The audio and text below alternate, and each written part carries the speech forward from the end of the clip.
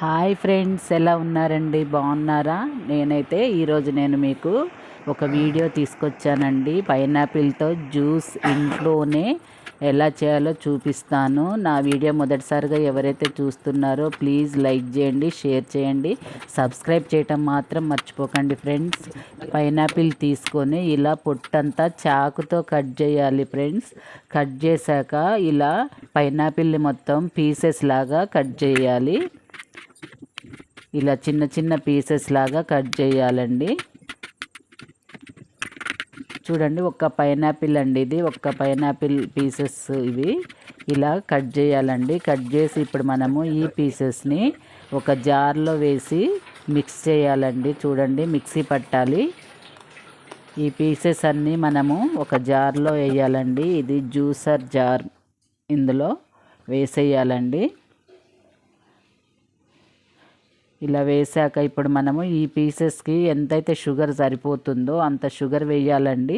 కొంచెం తక్కువ వేసినా పర్వాలేదు, తర్వాత అయినా మళ్ళీ కలపొచ్చు. చూడండి, ఈ విధంగా షుగర్ యాడ్ చేయాలి. షుగర్ యాడ్ చేశాక మిల్క్ అండి, మిల్క్ పచ్చివి కాదు, చక్కగా వేడి చేసి చల్లగైన పాలండి ఇవి. నేనైతే ఒక హాఫ్ గ్లాస్ తీసుకుంటున్నాను. ఇందులో వేసేయాలి. ఈ విధంగా వేసి చక్కగా దీనికి మూత పెట్టేసి మిక్సీ పట్టాలండి. ఇదంతా మెత్తగా అవుతుంది.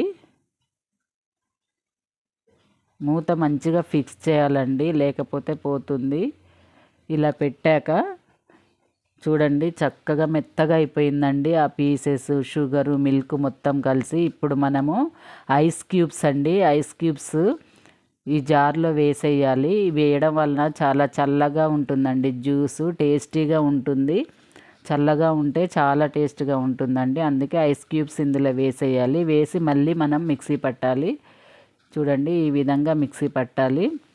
అంతే అండి, పైనాపిల్ జ్యూస్ రెడీ అయిపోయింది. చాలా టేస్ట్ ఉంటుంది. చల్లగా సమ్మర్లో ఇలా పైనాపిల్ జ్యూస్ చేసుకొని చల్లగా తాగితే చాలా టేస్ట్గా ఉంటుందండి. అంతే, పైనాపిల్ జ్యూస్ రెడీ అయిపోయింది. ఇప్పుడు మనము ఇలా గ్లాస్లో వేసుకొని తాగితే చాలా టేస్ట్గా ఉంటుందండి పైనాపిల్ జ్యూస్. ఇలా గ్లాసులో వేశాక మనము డ్రై ఫ్రూట్స్ తోటి గార్నిష్ చేసుకోవచ్చండి.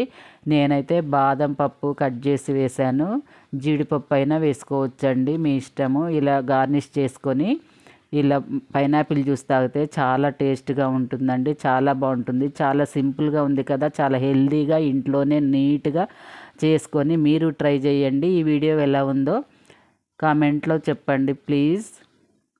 Thank you for watching. Please subscribe.